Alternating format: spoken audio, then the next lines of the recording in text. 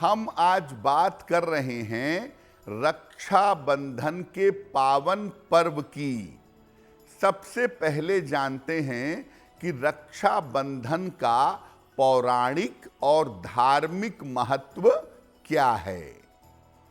देखिए, रक्षा करने और करवाने के लिए जो पवित्र धागा बांधा जाता है, उस पवित्र धागे को रक्षाबंधन या रक्षा सूत्र कहा जाता है। ये पवित्र पर्व मनाया जाता है श्रावण शुक्ल पक्ष की पूर्णिमा तिथि को।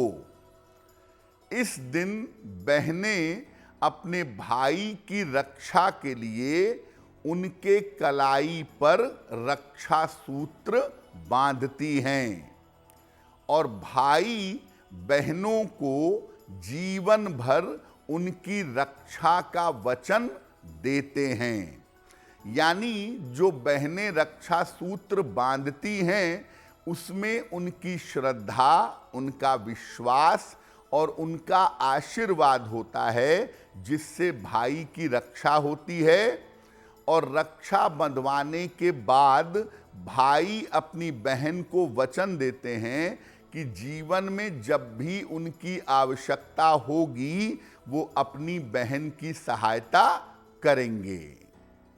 महाभारत में एक कथा आती है कि राजसूय यज्ञ के समय भगवान कृष्ण को द्रौपदी ने अपने आंचल का टुकड़ा बांधा था रक्षा सूत्र के रूप में, और इसी के बाद बहनों द्वारा भाई को राखी बांधने की परंपरा शुरू हो गई।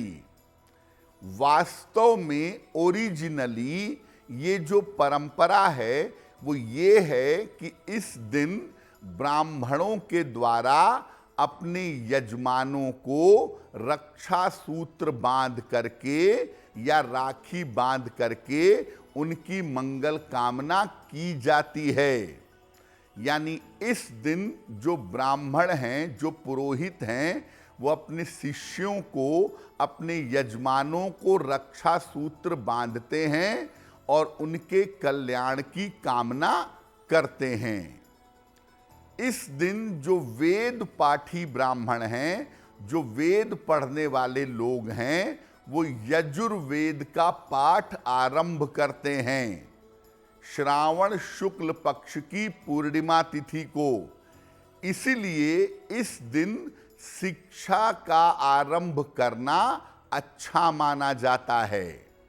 यानी श्रावण शुक्ल पक्ष की पूर्णिमा तिथि को अगर आप शिक्षा का आरंभ करें, अपने लिखने पढ़ने की शुरुआत करें या पढ़ाई लिखाई से संबंधित कोई काम करें, तो आपके लिए बहुत बेहतर होगा। एस्ट्रो तक ऐप पर आपको मिलेगा भविष्य से जुड़े हर सवाल का जवाब। डाउनलोड कीजिए एस्ट्रो तक ऐप और चुटकी में जुड़िए इंडिया के बेस्ट एस्ट्रोलॉजर से।